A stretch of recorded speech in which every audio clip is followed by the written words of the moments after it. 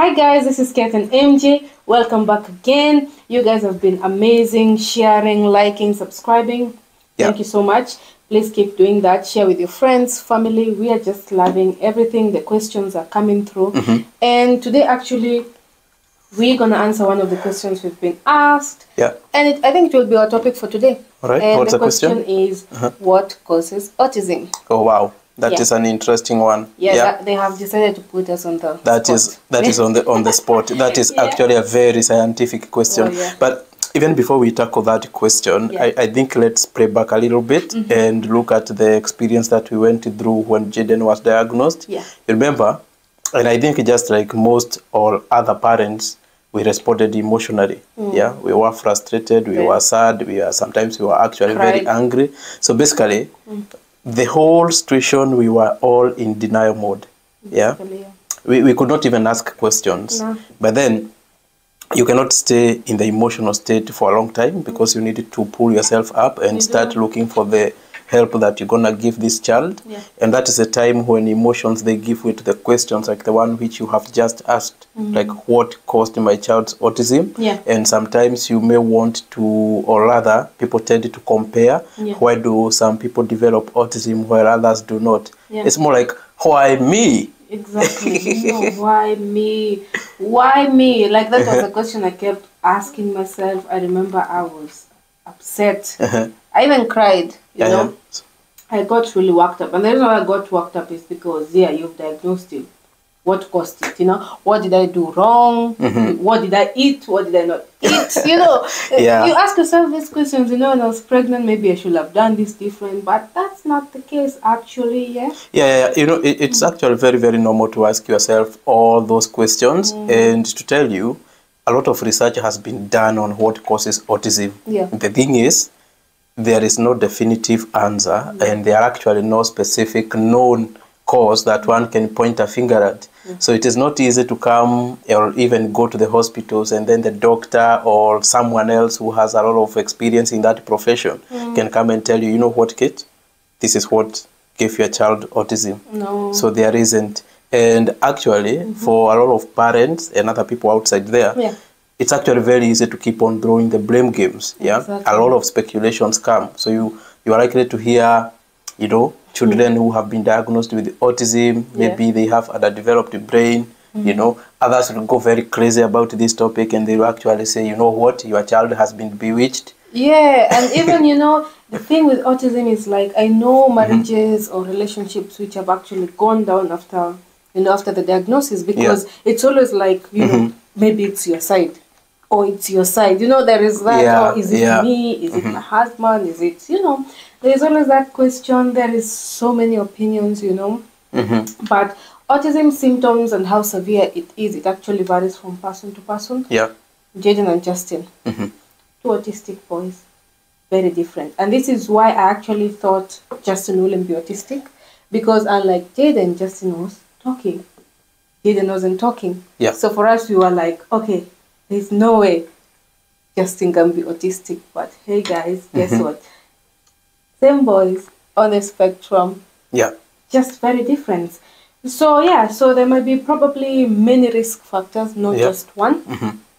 Which when they interact together or they come together, you know, it actually, all these factors is what actually lead to the diagnosis of autism. That is very true. And I liked the example you have given about Jaden and Justin being on the autistic spectrum. So the thing is, if you pull that spectrum, and for the purposes of this conversation, let us put it from 0 to 10. The thing is, between 0 and 10, someone can have autism and be placed on any number. The thing is, if, for example, I take Jaden and I put him on number 5, and I take Justin and put him on number 5, while these two are on number 5, that does not mean that whatever led to their autism is same. It also does not mean that the characteristics, either the communication challenges, the behavioral challenges, or any response to any stimulus that they are facing are similar. So it actually means being on the autism spectrum, you experience these things differently. Yeah, and also if you have two children who are on the spectrum as well, they are two very different children. This is why even not just you, maybe you and your friend have children who are on the autism spectrum. This is why I always tell people, it's good to listen to people when they tell you, I do this with my child, I do this, but you don't have to do the same thing they're doing with their child because they're very different. The thing I always tell people, understand your child, then all the other advices you're given by people, choose and pick which one actually will work for your child. That's a very good statement you have raised there. And the way I see it is looking at the child who has autism like their own individual person. And that means even to understand how they got to be diagnosed with the autism. And remember, we have to caveat it. You are not likely to get all the answers the way you want. No. But the thing here is, when you take this child as a specific individual person, you are likely to go back and start pulling out a few understanding statements that are likely to help you tailor the interventions or the support that you are going to give the child, and that will help them manage the challenges that they are facing. Yeah, and also there, when I'm just going to say something a bit off. It's not just children. Autism can be diagnosed at any stage. Children, teenagers, adults, you know. And people always like adults. I'm like, adults. There is a major problem with late diagnosis, let me say, around the world. You know? And particularly actually say it's a big problem, especially from where we come from in Africa, because of course we know that the health access is not that big as in developed countries.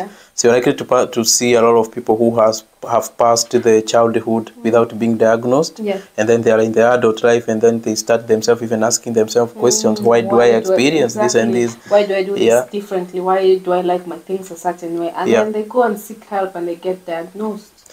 So let's get back to the topic on the causes. And as I liked what you said, that there is no specific cause. It is just a lot of factors which we are calling them the risk factors, and they can act together to actually increase the chances of a child developing autism. Then I'll put it back and then start breaking them down into small components, like when Jaden and Justin were diagnosed with autism. I think we went around asking the causes, and we started discussing a couple of these factors. So, and one of them that we actually discussed was genetics. So do you think autism is genetically influenced? Well, according to actually scientists, there's a suggestion that it might be genetic. Because I remember when the boys were diagnosed, we were like, let's look back. I remember we were analyzing in your family, what happened? Tell me about your childhood. Tell me about all your brothers and sisters and your kids. And you know, we did the same with me, and we were trying to look. Actually, I remember we also had, like, there was this test they were offering us. It was called a genetic something test, which we had with Jaden, me, him, and there was no ties of me and him, like me having either passed on the autism to him or anything. It's a new study, so it's not very vastly out there. So it may be genetically. So what you are saying is that the research which exists there, and of course it is not conclusive, it's not, they seem to suggest that if you are in a family whereby a sibling or a relative has been diagnosed with autism, there is likelihood that another person within the family will have autism. It's a very big, possibility. You know? And it doesn't, when people think of all this autism being from around the family, they think of just, maybe your mom, grandpa. No, it's the vast family. You look also at your aunties, maybe even great-grandparents. So it doesn't matter, as long as there is that blood connection, there is a chance. And I think I actually like this conversation because some of the people who actually hold the myths about autism, or they ask questions which sometimes can put parents off. These people, if we go by this theory of genetically influenced autism, they may actually be the carriers of autism. They may be carriers, just like anything. One, remember, autism is not a disease, but just let me give an example, like diseases like, I don't know, let me use COVID, they were carriers. Everything has a carrier. Malaria here, they're carriers or something like that, I don't know. So they are carriers, So these people who are there criticizing, you know, maybe, let me say, making fun of kids out there or people who are struggling with autism, but be carriers, you know, it's just a matter of time. And I like that because awareness is very, very important here to actually tell people that autism is not a disease. It is just a difference of the personality. And I like the theories coming around about neurodiversity because now you see increasingly even in workplaces, people with autism are being accepted more and organizations are actually giving them resources to thrive. Yeah, because they are doing really well. Like, you know, like most people who are autistic, as we said in our previous video, they end up living normal, fulfilling, happy lives just like anybody else.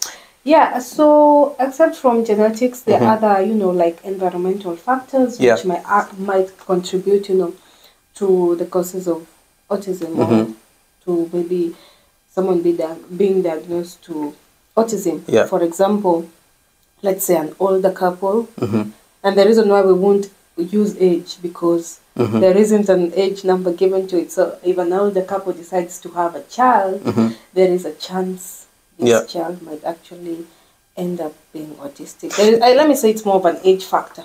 And I like what you have said here. And by the way, we are not trying to tell people that they should not be married at any age. People should not be scared to fall in love because, like we said at the start of this conversation, these are just the risk factors. And it has to be a combination. We had our kids very young. And it is... There is no specific thing which you can point a finger at and say this one is causing. So, but I have heard about, for example, when us men as we age, I understand, according to research, that our sperms, they have a lot more mutations at an older age than when we are younger. And then what happens is that during those mutations, there is likely to be... you know, when we talked about the genes, there is likely to be a gene factor which actually increases the risk of autism. And if it is passed on to a child, the child is likely to develop autism. So that is where the age factor comes in. That is where the age factor comes in. As well as, you know, when you're pregnant, pregnant women, we are normally at risk of so many things. One, there is obesity. One, there is that, there's this diabetes which pregnant women get when they are pregnant, or even if you had diabetes before. So these are some of the factors, you know.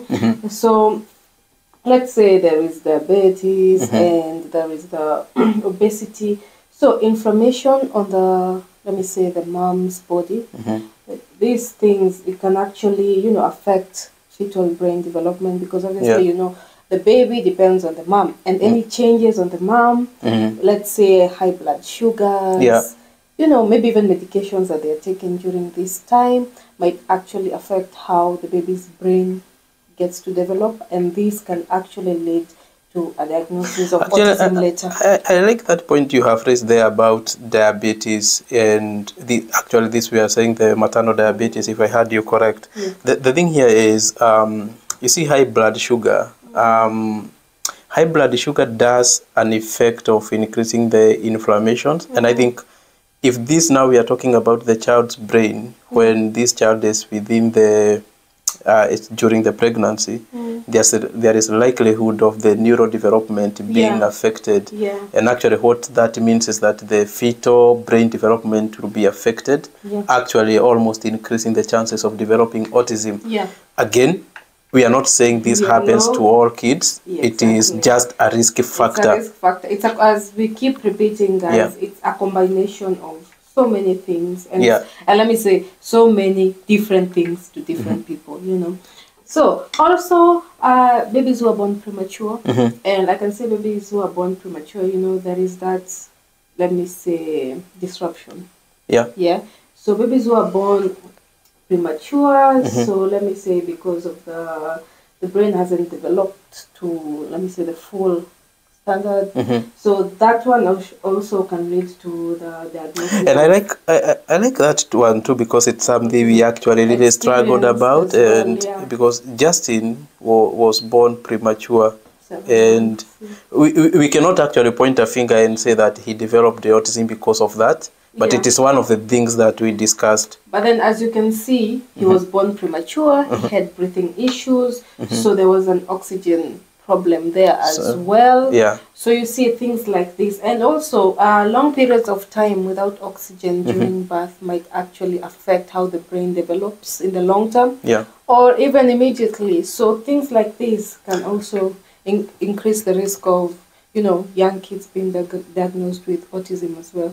Yeah, and I think this awareness is actually very good because, you know, in respect to the midwives, they do a lot of good work. Really do a good job, yeah. Because if you see the work that they do and how they help the mothers give birth safely, they prevent a lot of things that could happen. So many, yeah. God bless them. Yeah.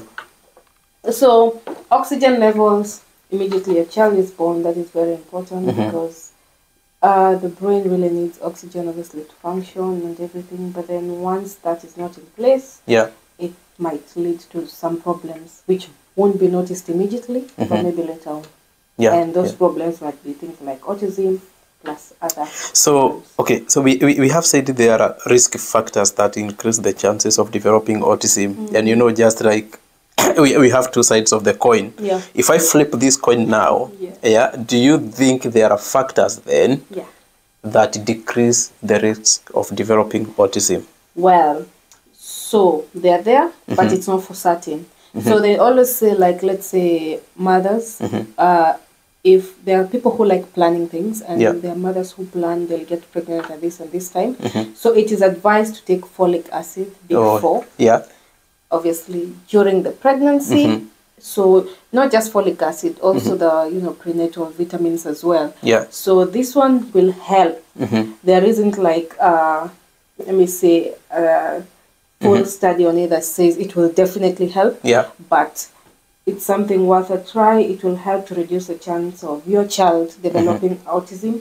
Also, when the child is born, I can see now there is this infant vitamins, which they always advise it's good to give the child because it also helps with their brain development.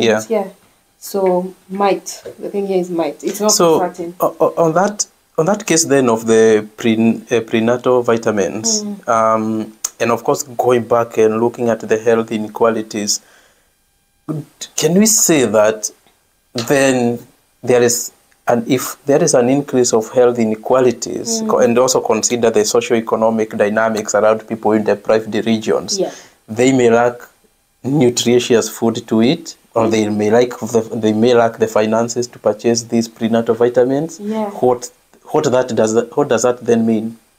Well, lack of, let me say, the nutritious foods during the focus is during the pregnancy, and also after the child is born, the first 6 months when you're introducing food, and lack of those nice nutritious food which will help their brains to develop right.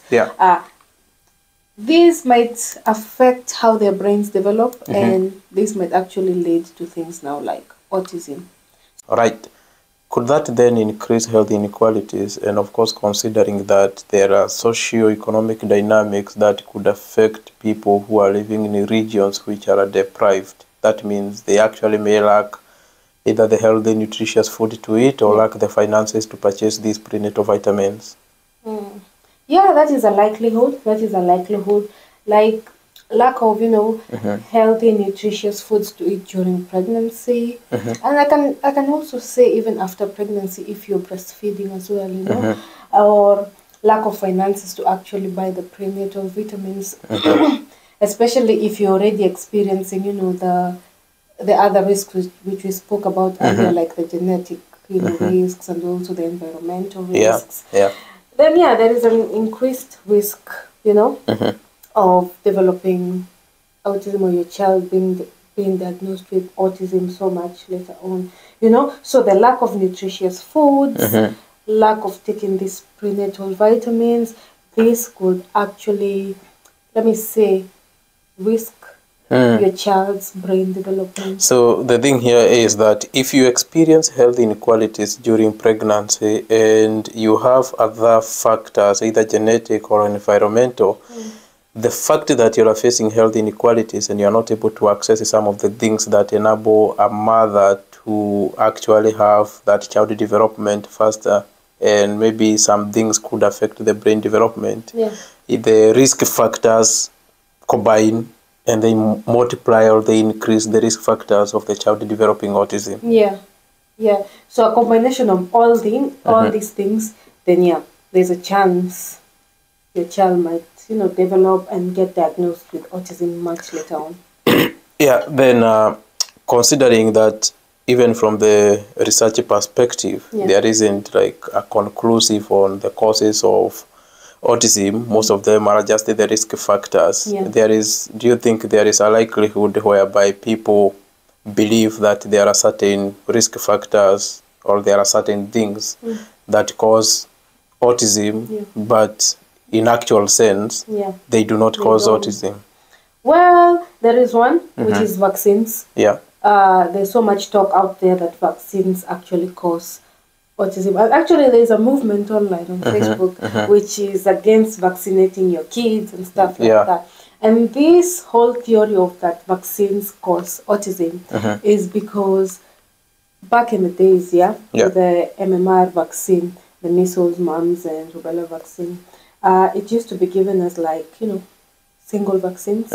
But then back in 1988, the vaccine was reintroduced back into England as a combination of 3 vaccines. Okay. So after that vaccine came in place, it was, well, let me say, people started saying, kids who were born in the 90s and in the 2000s, there was like a high increased rate of, autism diagnosis. That's where that theory comes from, that vaccines cause autism. But so much research went into it because people were very adamant. Yeah.